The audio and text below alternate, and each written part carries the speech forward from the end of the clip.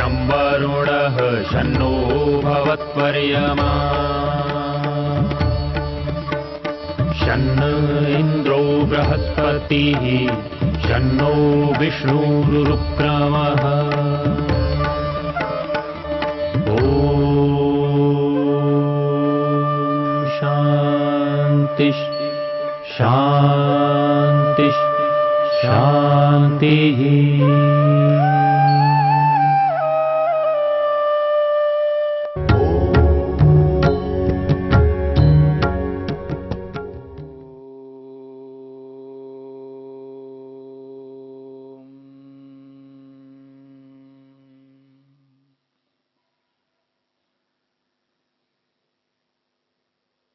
असंप्रज्ञात समाधि को लेकर के हम विचार कर रहे हैं। महर्षि पतंजलि ने असंप्रज्ञात समाधि के विषय में स्पष्ट किया है, विराम प्रत्यय अभ्यास पूर्वः संस्कार शेषो अन्यः।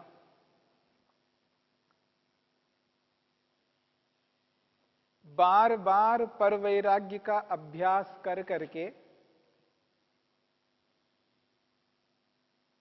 बार बार परवैराग्य का अभ्यास कर करके निरुद्ध अवस्था को पाकर संस्कार शेषों वाला जो मन होता है, उस स्थिति में संप्रज्ञात से भिन्न असंप्रज्ञात समाधि की प्राप्ति होती है।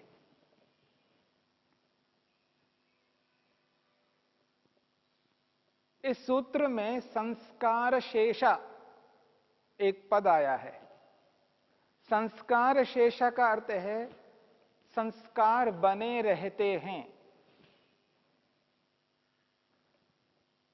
मन में संस्कारों की विद्यमानता होती है। संस्कार शब्द आपके सामने अनेक बार आया है। पिछले बहुत सारे सूत्रों को पढ़ते समय आपने संस्कार शब्द को सुना। संस्कार उसको कहते हैं जैसे कोई व्यक्ति रबर स्टैंप पर पता लिखवाता है। कोई व्यक्ति एक रबर स्टैंप पर अपने घर का पता, एड्रेस लिखवाता है,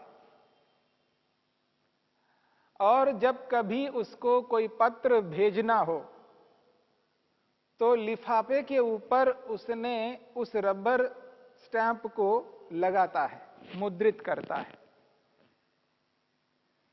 तो रबर स्टैंप पर जो भी लिखा हुआ होगा, जो अक्षर लिखे हुए रहेंगे, वे अक्षर उस लिफाफे के ऊपर अंकित हो जाते हैं।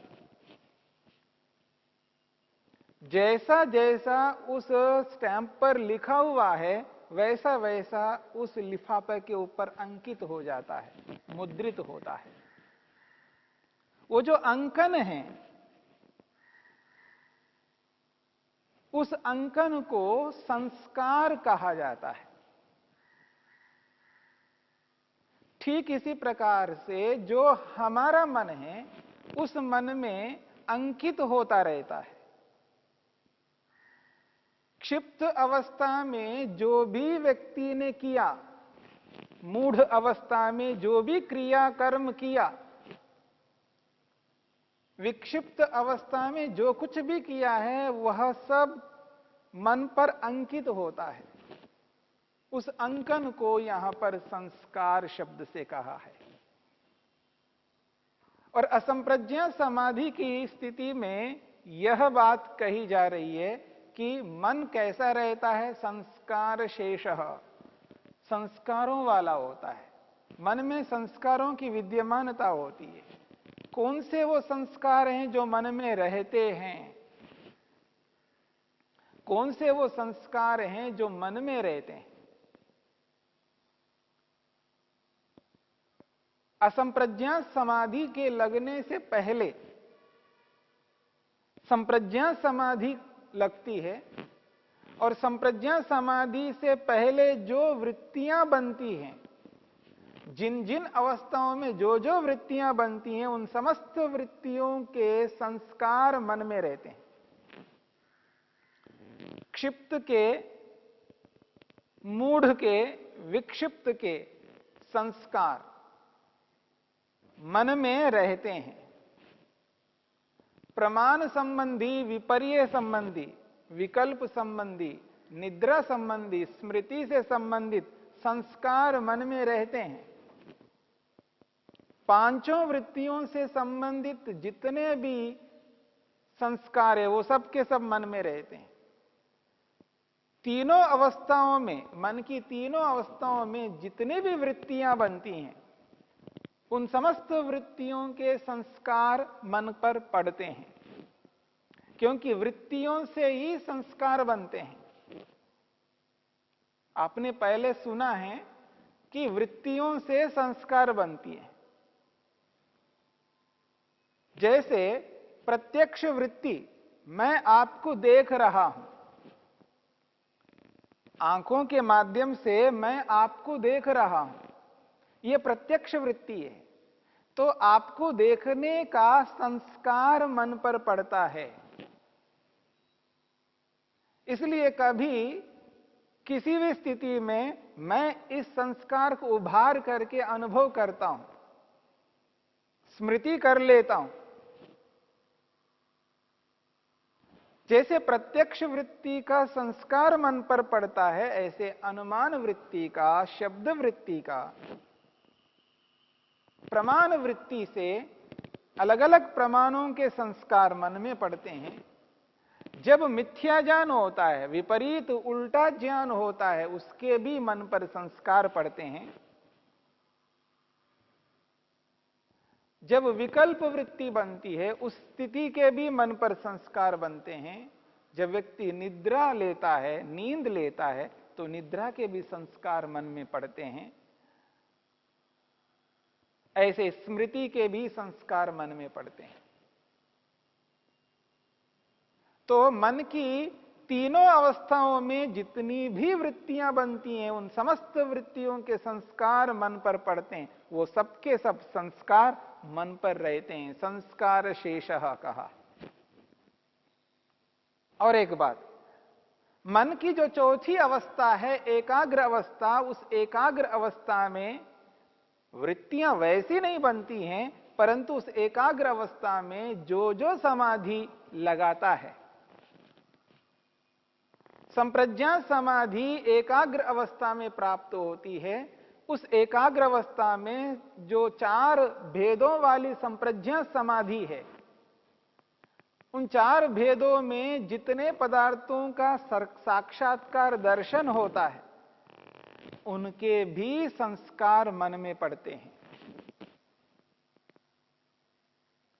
तो तीनों अवस्था वाले संस्कार और एकाग्र अवस्था वाले संस्कार, ये सारे के सारे संस्कार मन में विद्यमान रहते हैं।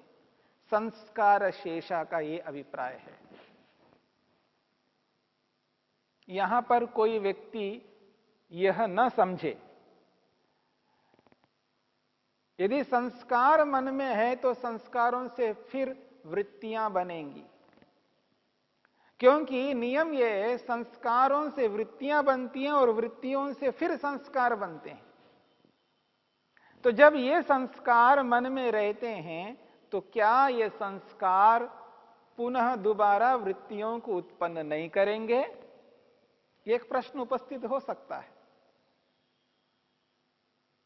क्या उन संस्कारों से प्रेरित होकर के दोबारा व्यक्ति और वृत्तियां नहीं बना पाएंगे? समाधि काल में तो वृत्ति नहीं बना सकता। समाधि के काल में वृत्ति इसलिए नहीं बना सकता क्योंकि समाधि जो लगी है वो वैराग्य के कारण से लगी है, और जो वैराग्य प्राप्त हुआ है वो विवेक के कारण से प्राप्त हुआ है। तत्वज्ञान से वैराग्य हुआ है। वैराग्य की स्थिति में व्यक्ति वृत्तियां नहीं बनाया करता है। मेरी बात को समझने का प्रयत्न करना। ये जो वृत्ति बनेगी, ये वृत्ति उस स्थिति में बन सकती है जब व्यक्ति को वैराग्य नहीं होता है, तत्वज्ञान नहीं होता है, तब वो वृत्ति बनाएगा। जब वृत्ति बना रहा है, यानी वृत्ति बन रही है, तो समाधि नहीं लग सकती। समाधि उस स्थिति में लगेगी जिस स्थिति में वृत्तियों को रोका जाता है। और विशेषकर जहां असंप्रज्ञा समाधि की बात कही जा रही हो, और असंप्रज्ञा समाधि तब लगेगी जब वृत्ति सर्वथा रुक जाएगी। इसलिए परिभाषा के अंतर्गत कहा है विराम, यानी रुक जाना है। वृत्तियों के रुकने पर ही असंप्रज्ञा समाधि की प्राप्ति हो रही है। इसलिए वृत्ति नहीं बन सकती। वो मन के अंदर कितने ही संस्कार हों, वो संस्कार वृत्तियों को उत्पन्न नहीं कर सकते, क्योंकि समाधि की स्थिति में है, असंप्रज्ञा समाधि की स्थिति में है, और असंप्रज्ञा समाधि वैराग्य के कारण से प्राप्त हो रही है। तत्वज्ञान की स्थिति में, वैराग्य की स्थिति में व्यक्ति वृत्तियां नहीं बनाया करता। इस बात को समझना है। हां, समाधि की स्थिति में नहीं है, व्यवहार काल चल रहा है, तब तो वृत्तियां बना सकता है, क्योंकि बिना वृत्ति के व्यवहार कैसे कर पाएगा। समाधि से भिन्न अवस्था में, व्यवहार काल में, लेन देन की स्थिति में दूसरों के साथ जब व्यवहार करना होता है, तब तो वृत्तियां बनाएगा, क्योंकि वहां पर वृत्ति बनाए बिना व्यवहार नहीं कर सकता। बिना आपको देखे मैं आपसे क्या व्यवहार करूंगा? आपको देखने का अभिप्राय वृत्ति बन रही है, प्रत्यक्ष वृत्ति। व्यवहार काल में तो वृत्ति बनेगी, पर समाधि काल में वृत्ति नहीं बन सकती। समाधि काल में वृत्ति इसलिए नहीं बनेगी, वृत्ति को रोक करके समाधि लग रही है, और जब तक समाधि रहेगी, जब तक समाधि चलती रहेगी, तब तक कोई वृत्ति नहीं बन सकती। इसलिए विराम शब्द का प्रयोग किया है। इसलिए संस्कार मन में बने रहते हैं तो भी वो संस्कार वृत्तियों को उत्पन्न नहीं कराएंगे, क्योंकि समाधि चल रही है। इस बात को समझने का प्रयत्न करना। महर्षि वेदव्यास स्पष्ट रूप से लिखते हैं, ये जो असंप्रज्ञा समाधि है, ये असंप्रज्ञा समाधि व्यक्ति को जो लग रही है, वो किस कारण से लग रही है? तो कह रहे हैं तस्य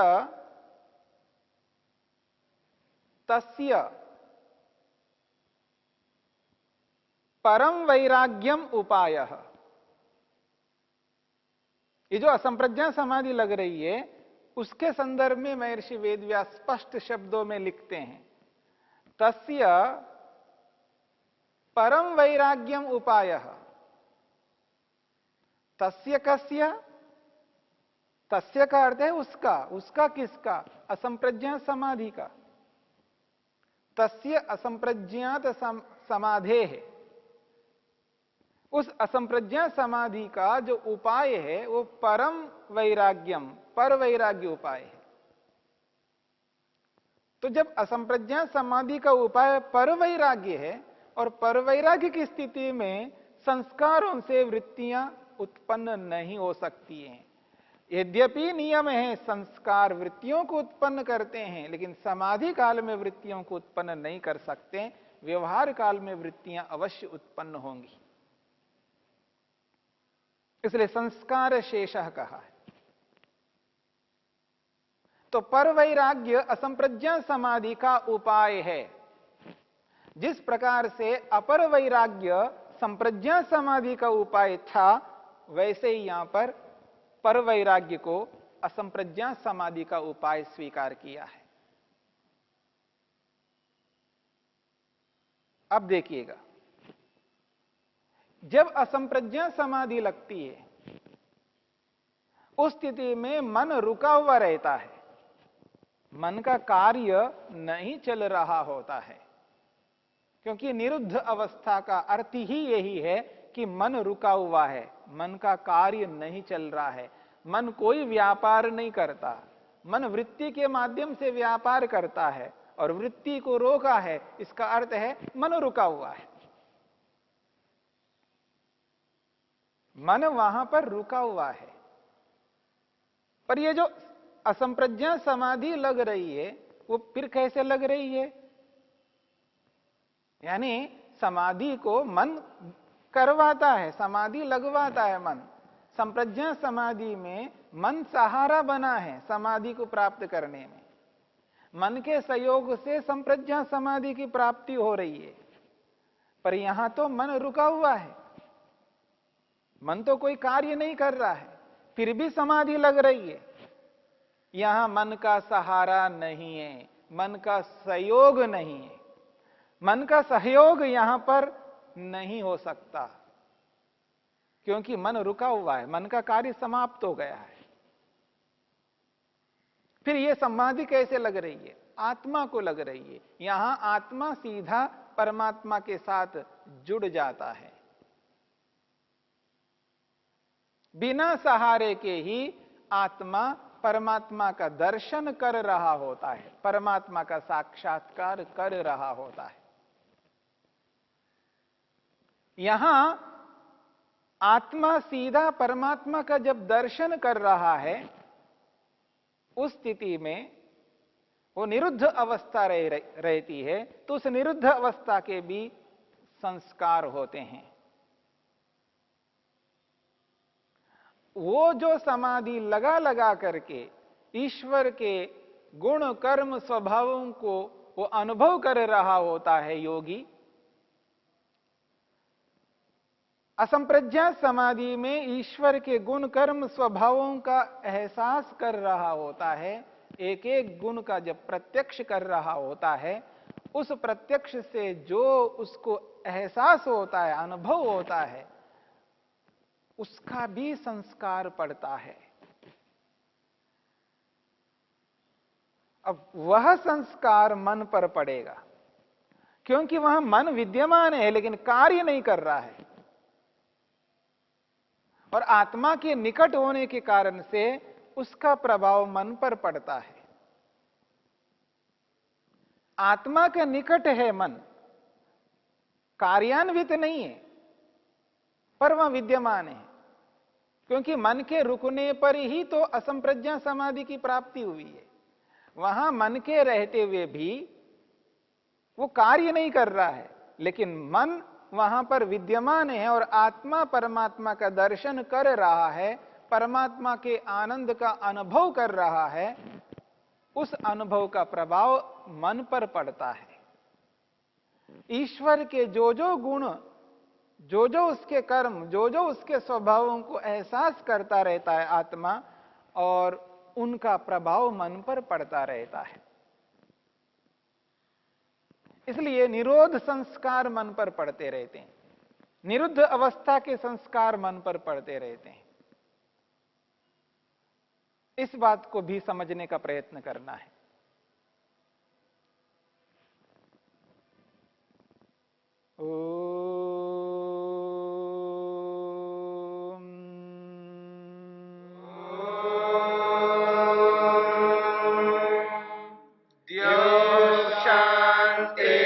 शांतिरंतरिक्षं शांति पृथिवी शांतिरापः शांतिरोषधयः शांतिः वनस्पतयः शांतिर्विश्वे देवा शांतिर्ब्रह्म शांति सर्वं शांति शांतिरेव शांति शांति